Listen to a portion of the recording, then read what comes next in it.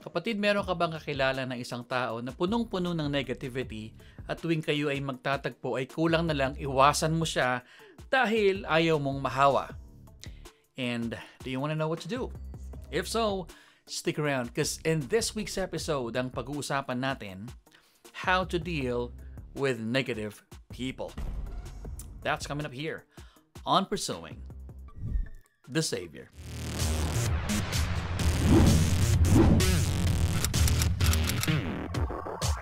What is going on? My name is Archie and welcome to Pursuing the Savior.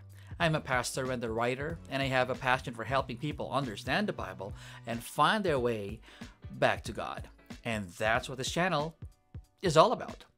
If you're new to this channel, please consider subscribing and hit that little notification bell so you won't miss a thing. And if you're watching on Facebook, don't forget to like or follow our official Facebook page, Pursuing the Savior. Let's get started. In a perfect world, we want people to be warm, welcoming, and friendly. But experience tells us that that's not always the case. May mga pagkakataon na may nakakatagpo tayong mga tao at nakakausap natin sila at kanilang ina-unload ang lahat ng kanilang frustration sa buhay sa atin, kaya pagkatapos nating mag-usap ay hapong-hapo tayo at tuyong-tuyo na. At sa mga ganong sitwasyon, ano nga ba ang dapat nating gawin? In this week's video, let me give you 4 suggestions. Number 1, define negative people. Hindi porket ang isang tao ay may history na ng pagko-complain ng mga bagay na hindi niya nagugustuhan, ay ibig sabihin nun, negatibo na agad siya. Minsan, tama yung kanilang mga sinasabi, at kung ganun nga ang sitwasyon, ay kailangan nating kilatising maigi yung kanilang mga sinasabi, at kung tama at valid yung kanilang mga punto, ay dapat natin silang pakinggan. So, paano ba natin malalaman kung negative nga ang isang tao? Well, through observation, ay mapapansin natin na ang taong ito ay punong-puno ng mga kritisismo at nakikita niya lahat ng pangit. Wala siyang nakikitang maganda. Lagi siyang merong nasasabing hindi maganda tungkol sa mga tao o sa mga bagay na kanyang nakikita. Napakahirap niyang i-please. At madalas, pag merong hindi magandang nangyayari, ang bilis niyang magturo ng kanyang mga kamay at manisi ng ibang tao. Mapapansin mo rin na siya ay mahilig sa history. Ibig kong sabihin, mahilig magtanim ng sama ng loob at he keeps a record of wrongs. Tinatandaan niya ang lahat ng atraso ng mga tao sa kanya at mukhang hindi siya makamove on mula sa mga ito. In other words, toxic siyang kasama at madalas sa mga taong nakapaligid sa kanya ay nai-stress kapag nakakausap siya. At hindi mo rin maikakaila na ang taong ito ay madalas magagalitin. At kung may kakilala kang taong ganito ang pag-uugali, it would not be wrong to conclude that he is probably a person filled with anger and malice in his heart. And what does the Bible say about dealing with such a person? Basahin natin ang Proverbs 22 verses 24 to 25. Make no friendship with a man given to anger, nor go with a wrathful man, lest you learn his ways and entangle yourself in a snare. So, the book of Proverbs is telling us here na iwasan natin maging malapit sa isang taong markado ng pagka-magagalitin. Ang implikasyon nito ay hindi lang doon sa physical damage na pwede niya maidulot, kung hindi maging sa moral twistedness na pwede niya maging impluensya sa'yo. Well, this association does not mean completely shutting off a person from your life. Ang ibig lang sabihin nito ay you resist to be influenced by their negativity. May mga pagkakataong you really can't do anything about it, like kung kasama mo sa trabaho or sa bahay or worse, asawa mo siya. It does not mean na hihiwalayan mo siya or completely ilalayo mo ang iyong sarili, kung hindi iiwasan mo lang na ma-impluensyahan niya. Number 2, filter what you hear. I get it. Pag merong taong lumalapit sa atin ay gusto natin silang tulungan, gusto lang naman nating maging helpful neighbor. But how do we draw the line between caring and being somebody's doormat? Well, not all negative talk should be taken because some of it may be true and some of it may be not. Kaya importante dito ay marunong kang kumilatis kung tama ba o hindi yung kanyang mga sinasabi. At kung napapansin mo na totoo naman ang kanyang sinasabi and if what he says aligns with what Scripture says, go on. Kahit mabigat siyang pakinggan, ay tuloy lang sa pakikinig. Pero kung hindi naman, try your best to change the topic as soon as possible para hindi ka na ma-frustrate pa sa kanyang pag-unload ng sama ng loob. Let's be reminded of what the Bible says in Ephesians chapter 5, verse 6.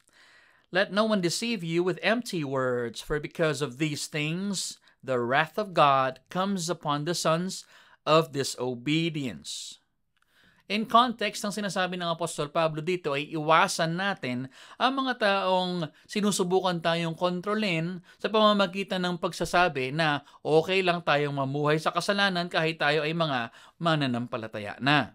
Ibig sabihin, pag may mga taong ganun ang kanilang mga agenda, ay iwasan na natin sila at huwag tayong magpakontrol sa kanila. In the same way, ay iwasan natin na manipulahin ng ganitong klase ng tao na sa pamamagitan ng ating pakikinig sa kanila ay para bang kinakampihan na natin sila at pinaniniwalaan na rin natin yung kanilang mga sinasabi. Therefore, as soon as you hear a red flag, something that completely contradicts what the Bible says, quickly change the topic and talk about something else. Politely. Number 3, don't try to fix them. May mga tao kasi na nakikita lahat ng pangit pero wala naman silang ginagawa para maisaayos sa mga ito. Ganun din yung kanilang personality. Ang dami nilang napupunan tungkol sa iba at minsan maging sa kanilang mga sarili pero ayaw naman talaga nilang magbago at magpabago. Naranasan mo na ba kumausap ng isang tao na nagbigay ng isang litanya ng kanyang mga reklamo sa buhay at humingi ng advice sa iyo and then you gave your advice pero in the end, hindi naman niya sinunod ang advice mo? For the most part, tayong mga tao ay meron tayong desire na maging matulungin at gusto natin pagaanin yung buhay ng mga tao sa paligid natin. Pero may mga pagkakataon talaga na ang isang tao ay ayaw tumanggap ng tulong. Na kahit ano pang klase ng tulong ang ialok mo sa kanya, ay hindi kanya pakikinggan at siya rin naman ang nasusunod. Therefore, trying to fix that kind of person will only lead to frustrations and before you know it, baka nahawahan ka na ng kanyang virus ng negativity. Maybe you're wondering, why would anyone refuse to be helped? Well, there could be several reasons. One can say that if they are prideful, talaga naman alam natin pag prideful ang isang tao, hindi tumatanggap ng suggestions. Or it could be that they are fearful of something. Or di naman kaya, ay they don't want to give up something that even though that they know it's evil, ginagawa pa rin nila ito kasi nag-e-enjoy sila. And it's possible that they would ask you for an advice pero again, di naman talaga sila makikinig. Like what the Bible says in Jeremiah chapter 7 verse 24. But they did not obey or incline their ear, but walked in their own counsels and the stubbornness of their evil hearts, and went backward and not forward. Even the Bible shows us, mga Israelita, nahirapan, humingi ng tulong sa Diyos, nag-alok ng tulong ng Diyos pero hindi naman sila nakinig sa Kanya. Believe it or not, may mga taong ganyan din sa panahon natin ngayon. And in case you encounter anyone like that, na ayaw nilang magpatulong, what can you do? Well, it doesn't mean na wala ka nang magagawa. Well, you can pray for them. You can ask God to soften their hearts and who knows, maybe, just maybe, sa tamang panahon ay finally makikinig na rin sila. Or you can also try to be a friend with them. Bagamat mahirap na maging sponge, mahirap na maging taga-absorb ng kanilang mga frustration sa buhay, maybe your mere presence, showing them that you care about them, just might change their minds. Baka yung pasensya mo ang mag-send ng signal sa kanya na totoo ang iyong Diyos na sinasamba at nakakapagpabago siya ng buhay. Baka nga sa pamamagitan ng iyong pasensya ay nanaisin niyang magpabago. Number 4, choose the moral high ground. Alam mo, pagkatapos mong makausap ang isang negative na tao, ay gusto mo rin ngayon na mag-unload sa isang tao para naman mabawasan yung sama mo ng loob na nakuha mo mula sa kanya, right? At nakaka-tempt talaga na ikwento mo siya sa ibang tao. But don't let a negative person recruit you and make you a gossip. Therefore, stand up, stand firm, and hold your moral ground. How do you do this? By being sincere, by controlling your emotions, and refusing to talk behind their back. Piliin mo na maging isang tao na may integridad. Basahin natin ang 2 Corinthians 8:21. For we aim at what is honorable, not only in the Lord's sight, but also in the sight of men. Even when we're dealing with a difficult person, ay meron tayong choice na gawin ang tama at piliin natin ang isang pagpipilian na bagamat mahirap, ay ito naman ang magbibigay sa atin ng kapayapaan. Alam ko nakaka-tempt minsan na pagkatapos nating makipag-usap sa isang taong puno ng negativity ay mag-unload tayo sa social media at mag-rant tayo ng mga bagay na ayaw natin. Pero if we are truly disciples of Christ and if the Holy Spirit resides in us, we will have the sense of self-control na pigilan yung ating mga emosyon at mag-isip at isipin natin yung kapakanan ng tao.